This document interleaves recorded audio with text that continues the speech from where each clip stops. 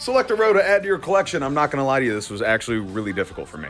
Why is that, you ask? Well, it's because row number 2 has like 3 of my favorite cards that have come out in the last like 7 years. But then you have row number 1 that has the Sabrina's Gengar in first edition, not unlimited, first edition, makes all the difference in the world. But then you have row number 3 that has the Rainbow Chonkachu, and I remember the hype around this card when Vivid Voltage came out, and then suddenly everybody realized that there was no other pull in Vivid Voltage, so they just said, you know, we'll just buy the card raw. And you know what? I still haven't bought the card, but then Gyarados, man. Everybody at some point in their life was a Gyarados fan. And it's first edition Shadowless base set. Like, how many of those cards are you going to have in your collection realistically?